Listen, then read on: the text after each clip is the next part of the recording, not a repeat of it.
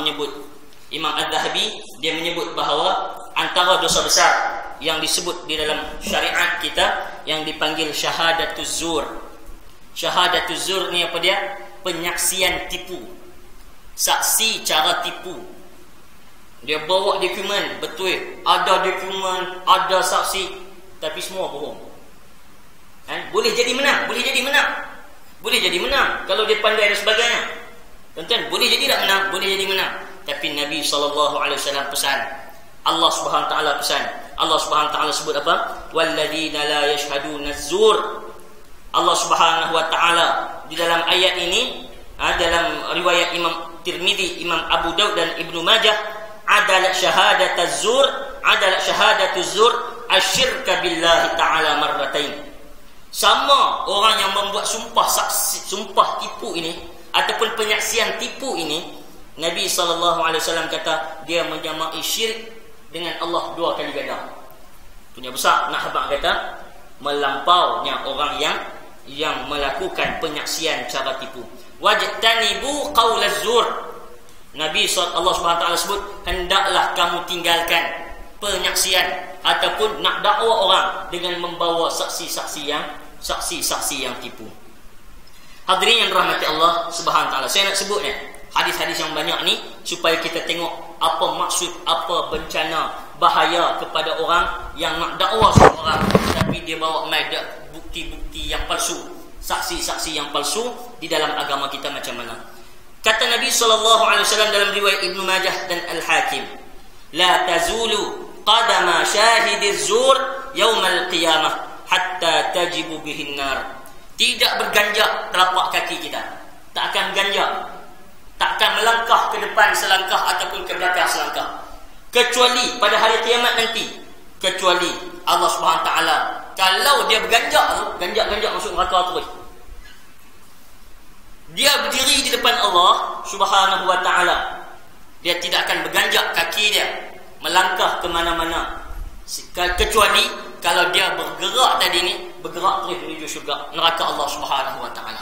Hak ni orang yang buat pendakwaan ataupun penyaksian palsu, untuk mendakwa seseorang ataupun untuk menguatkan hujah-hujah dia. Hadirin rahmati Allah Subhanahu Wa Taala, kata pengarang kitab kita Al-Musannif Imam Az-Zahabi sebut bahawa syahiduz zur qad irtakaba azaim. Orang yang membuat saksi palsu ini, orang yang buat bukti-bukti palsu untuk membenarkan dakwaan dia, orang ini dia menghimpun dosa-dosa besar. Bukan satu dosa besar, tapi banyak dosa besar yang dia himpun dalam dosa dia tadi. Apa dia? Hak pertama, dia menghimpun dosa al-kadhib, dosa bohong. Dosa bohong. Kita dah ambil dah cerita bohong. Bohong adalah satu dosa besar. Orang yang membuat janji palsu ataupun bukti-bukti palsu, satu dosa besar yang dia dah buat dalam dosa tersebut ialah berbohong. Innallaha la yahdi man huwa musrifun kadzdzab. Allah Subhanahu Wa Taala tidak akan beri petunjuk kepada orang yang melampau dan kuat bohong. Dia buat penipuan, Allah tidak akan memberi hidayah kepada dia. Yang kedua, kata Imam Az-Zahabi, orang yang macam ni dia buat dosa besar yang kedua, iaitu zulmun lilladzi syahida alaih. Dia zalim kepada orang yang dia dakwa tadi, kepada orang yang dia saksi untuk merosakkan kawan tadi. Dia zalim kepada orang yang teraniaya tadi. Hadirin yang dirahmati Allah Subhanahu Wa Taala sekalian, kan kita dah baca hadis bagaimana Nabi SAW tanya, atadruna manil muflis? Apa tahu tak siapa dia orang muflis? Kata sahabat-sahabat, al-muflisu fina man la dirhama wala mata'. Yang kata muflis di kalangan kami, yang kami duk faham ni, orang hak tak ada duit, tak ada harta benda, hak tu muflis. Nabi SAW kata, muflis yang sebenarnya ialah orang yang dia sembahyang, dia puasa, dia buat amal baik, tapi bila dia balik kepada Allah Subhanahu Wa Taala, orang menuntut semua pahala-pahala tadi. Pasal apa? Pasal dia sangkut dengan dosa zalim orang, dosa mengambil hak orang dan sebagainya. Orang akan kutip balik, tuntut di depan Allah Subhanahu Wa Taala sampai habis pahala dia. Sampai habis pahala dia. Bila habis pahala dia, malaikat bagi tahu kepada Allah, ya Allah, pahala dia dah habis dah, nak beda. Seorang mai tuntut lebih. Tuan-tuan mukmin rahmati Allah sekalian. Maka kata Allah SWT, ambil dosa orang hak dia aniaya tadi, letak atas kepala dia. Masuk balik dalam timbangan dia. Hak pahala dia habis bagi ke orang, hak tinggal dosa orang kena masuk dalam akaun dia. Hadirin rahmati Allah sekalian, kata Nabi SAW, bila Allah masukkan sahaja dosa orang ke dalam akaun dia, dia akan dicampak tu dalam api neraka Allah Subhanahu wa ta'ala. Hak tu dosa zalim dengan orang. Nabi SAW ditanya oleh sahabat, apakah walaupun sebesar benda yasiran, benda kecil, benda remeh ya Rasulullah, ambil harta orang ceklatnya ya Rasulullah, misalnya lah, benda kecil yasiran, benda halus. Nabi SAW kata, walau qadiban min arar, walaupun sebatang daripada kayu sugi. Kayu sugi tuan-tuan berapa nilai? Lagi mahal sikit lah kan, ada harta, ada RM2 ke RM3. Maksudnya walaupun kayu sugi hak waktu tu orang ambil di mana-mana, kutip pokok-pokok kan, tak ada nampak macam harta berharga sangat. Walau kan qadib walaupun qadiban min arar, walaupun sebatang kayu sugi sahaja. Kemudian bermata Allah boleh bayang. Sebab itu kalau kita baca di dalam kitab kitab Qurtubi ataupun Ibnu Katsir, dia sebut cerita bagaimana Allah Subhanahu taala bagi tahu kepada kita bahawa orang yang buat baik Allah akan balas kepada dia, yudha'ifha, Allah akan balas berganda-ganda kebaikan dia, dan Allah sediakan kepadanya ajran azimah, sumpah balasan yang sungguh besar. Gandaan kepada pahala tu Nabi cerita kepada kita. Gandaan kepada pahala Nabi cerita kat kita, iaitu Nabi SAW kata satu kebaikan akan diganda 10 dan boleh lajak sampai 700 kali ganda. Itu punya mulianya, punya pemurahnya Allah Subhanahu taala. Dan ganjaran yang besar, Allah sebut wa ajran azima, ganjaran yang besar. Ganjaran yang besar tu apa dia? Hak ni rahsia Allah Subhanahu taala, tak nak siapa pun tahu. Cuba diselongkar oleh ulama. Misalnya Ibnu Katsir, Qurtubi, dia bawa mai riwayat-riwayat. Dia bawa mai cerita bahawa Nabi SAW pernah sebut bahawa orang yang apabila balik di mahsyar, balik dihisab oleh Allah Subhanahu wa taala, orang akan dihisab oleh Allah satu-satu. Orang akan dituntut daripadanya setiap kesilapan yang dia sangkut dengan orang. Dia nanya orang, dia tipu orang, dia buat saksi janji, saksi palsu untuk menanya orang sebagainya. Orang-orang ni semua yang dia naya, yang dia zalim, akan dituntut balik.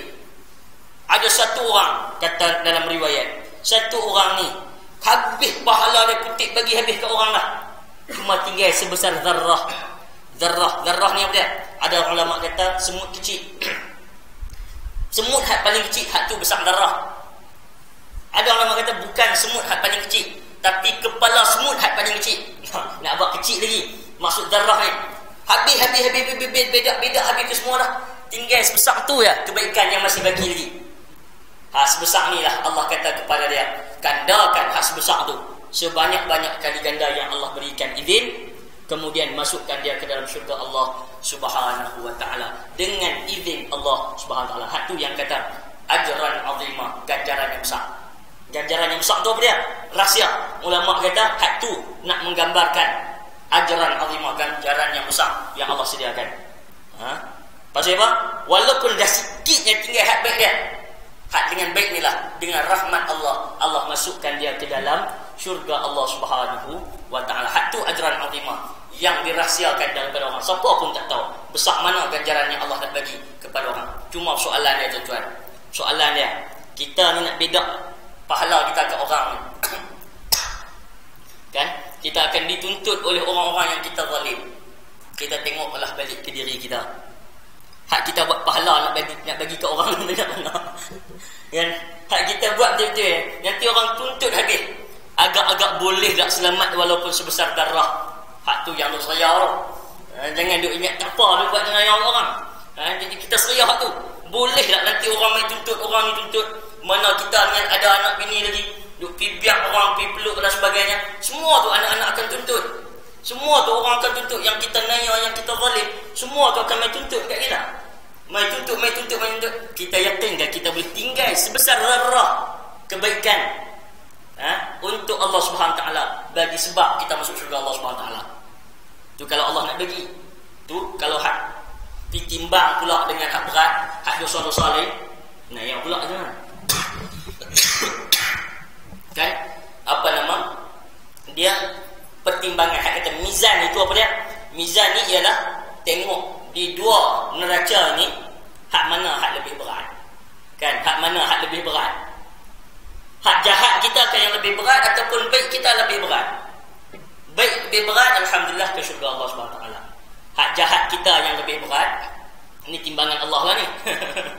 Bukan timbangan kita ikut suka kita. Timbangan Allah SWT tengok-tengok hak jahat kita berat. Hak berat jahat ni lah, walaupun baik tu ada lagi, hak jahat ni lah yang akan membawa ke neraka Allah SWT. Cuma nak cerita ajaran azimah tadi ni, kalaulah Allah berkenan, Allah boleh bagi walaupun sebesar zarah kebaikan yang masih dia tinggal, boleh dapat pahala. Cuma yang kita duk soyau ialah kebaikan mana yang kita nak tinggal ni, yang baik mana yang kita nak buat.